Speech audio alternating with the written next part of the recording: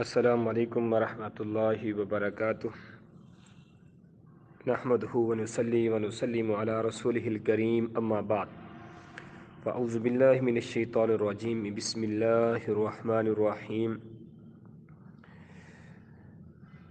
انما المؤمنون الذین اذا ذکر اللہ وجلت قلوبہم واذا تلیت علیہم آیاتہ زادتهم ایمانا وهم على ربهم يتوکلون الذين يقيمون الصلاة ومما رزقناهم ينفقون أولئك هم المؤمنون حقا لهم درجات عند ربهم ومغفرة ورزق کریم۔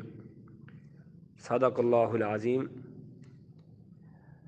مومن کی صفات اللہ تبارک و تعالی نے سورۃ الانفال سپارہ نمبر 9 کے اندر ذکر کی ہے۔ 3 آیات مبارکہ کے اندر اللہ تبارک و تعالی نے مومن کی 5 نشانیاں 5 صفات بیان کی گئی ہیں، اور ان تیسری آیات میں رب تبارک و تعالی نے مومن کے درجات، ان کی عظمت، ان کا انعام بھی ذکر کیا گیا ہے۔ اللہ تبارک و تعالی مومن کس بندے کو کہتا ہے؟ مومن بندہ اللہ کے ہاں کون ہے؟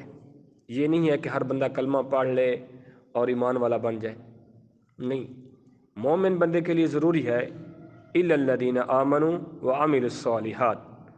مومن بندہ وہی ہے جو ایمان لائے، آمنت باللہ وملائکتہ وکتبہ ورسلہ والیوم الآخر پہ ایمان لانے کے بعد اس کو چاہیے کہ پھر عمل بھی کرے۔ اگر عمل نہیں کرے گا تو ایمان اس کا کسی کام کا نہیں ہوگا۔ ایمان کے لیے عمل کا ہونا ضروری ہے، عمل کے لیے ایمان کا ہونا بھی ضروری ہے، دونوں لازم ہیں۔ اگر ان میں سے ایک کو بھی چھوڑ دیں تو دوسرا ضائع ہو جائے گا، وہ کسی بھی کام کے نہیں رہے گا۔ میں آپ کے سامنے مومن کے چند ایک صفات بیان کرتا ہوں۔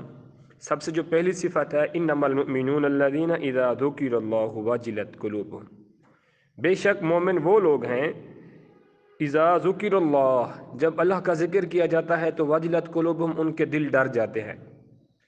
واجلہ خوف، ڈر، کیفیت کو کہتے ہیں، جو وہ کیفیت جو اللہ کے نام لیا جائے ان کے دل میں احساس ہو، ان کا دل ڈر جائے، ان کے دل کے اندر دھڑکن پیدا ہو جائے کہ اللہ جو ہمارا خالق ہے، ہمارا مالک ہے، ہمارا رازق ہے، اس کی کلام پڑھی جا رہی ہے، اس کا نام لیا جا رہا ہے، اس کو یاد کیا جا رہا ہے۔ یہ سب سے پہلی نشانی ہے۔ پہلی نشانی جو ہے سب سے، جب اللہ کا ذکر کیا جائے، اللہ کا نام لیا جائے تو واجلت قلوبہم، مومن بندے کا دل ڈر جاتا ہے، مومن بندہ خوف کھا جاتا ہے، ڈر جاتا ہے۔ تو کسی چیز سے بندے کا ڈرنے کا مقصد کیا ہوتا ہے کہ بندہ اس سے ہار مان جاتا ہے۔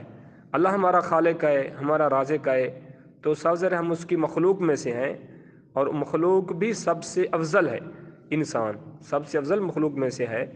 تو ہمیں چاہیے کہ ہم ایمان لانے کے بعد عمل بھی کریں۔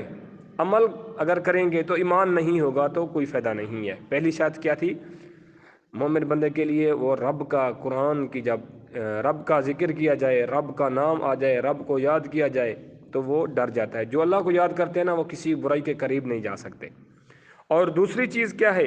وَإِذَا تُلِيَتْ عَلَيْهِمْ آيَاتُهُ زَادَتْهُمْ ایمانا، دوسری چیز جو بیان کی گئی ہے، جب اللہ کی کلام کی تلاوت کی جائے، لا ریب کتاب، قرآن مجید، آسمان سے اتری ہوئی کتاب محمد رسول اللہ پہ جو نازل ہوئی تھی، جب اس کو پڑھا جائے، اس کتاب کو پڑھا جائے، اس کتاب کی تلاوت کی جائے تو ایمان بڑھ جاتا ہے۔ مطلب ان کا ایمان مزید پختہ ہو جاتا ہے، دل ان کا جو ہے وہ بہار ہو جاتا ہے۔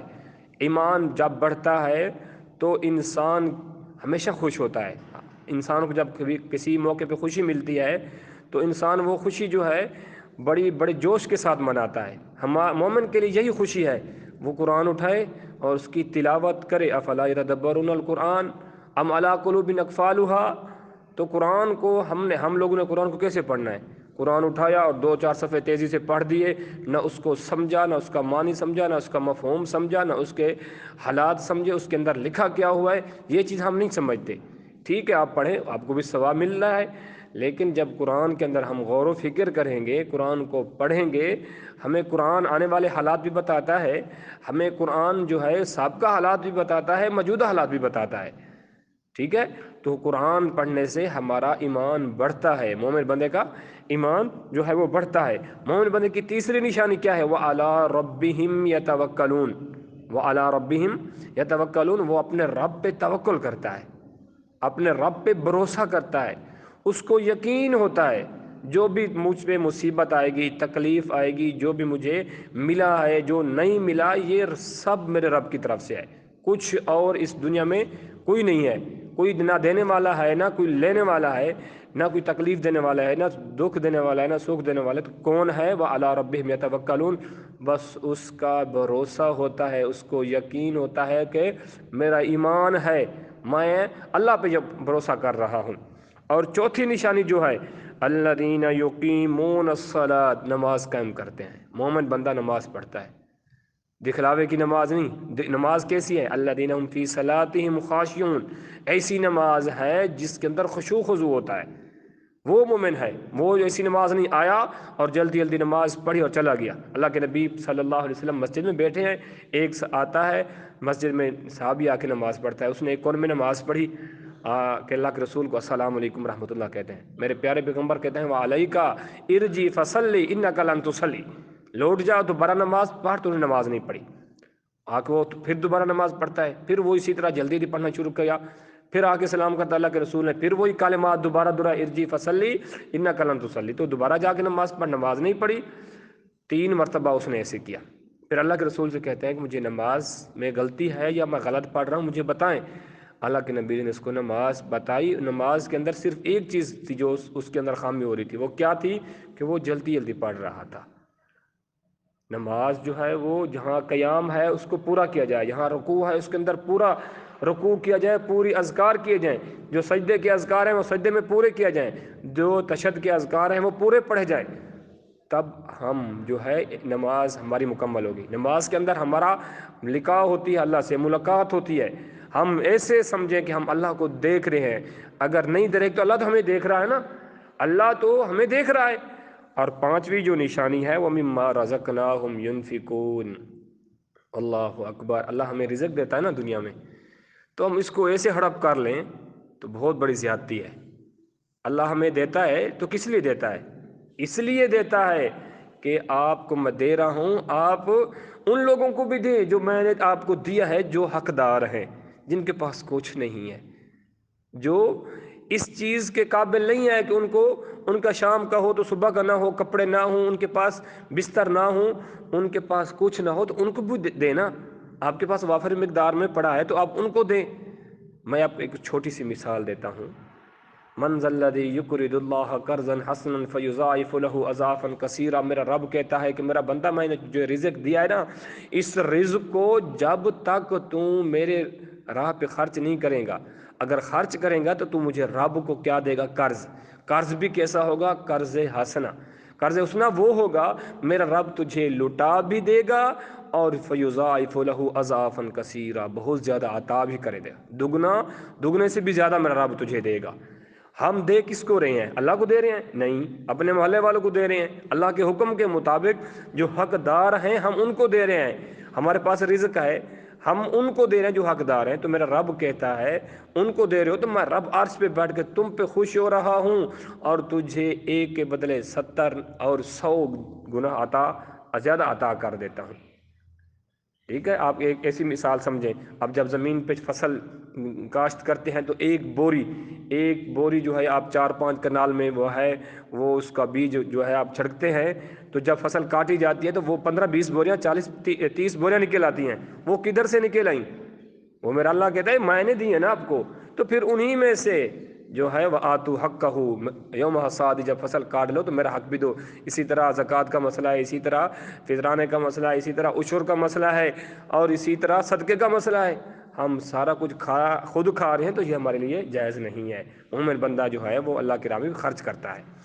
پھر میرا اللہ کہتا ہے میں رب اعلان کر رہا ہوں اولئک هم المؤمنون حقا، یہ سچے پکے حق والے مومن ہیں، پکے سچے حق والے مومن ہیں اللہ۔ پھر ان کے لیے انعام کیا ہے؟ میرا رب کہتا ہے لہم درجات، ان کے لیے درجات ہے، ان کے لیے بہت بڑا انعام ہے، جنت کے اندر ان کا ایک بہت بڑا درجہ ہوگا وہ۔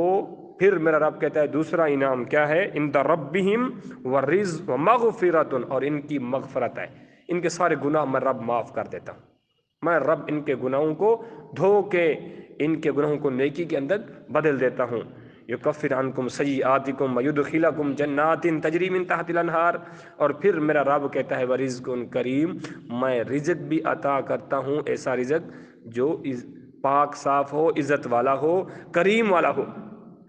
عوام سامعین، میرے معزز بھائی بہنوں، آج ہم ان چیزوں کو دیکھیں کہ اللہ تبارک و تعالی نے ہمیں جو چیزیں بتائی ہیں، ہم کلمہ پڑھا ہے، کلمہ پڑھنے کے بعد ایمان لائے، ایمان لانے کے بعد عمل بھی کرتے ہیں، تو کیا ہم یہ چیزیں جو ہیں ہمارے اندر آئیں؟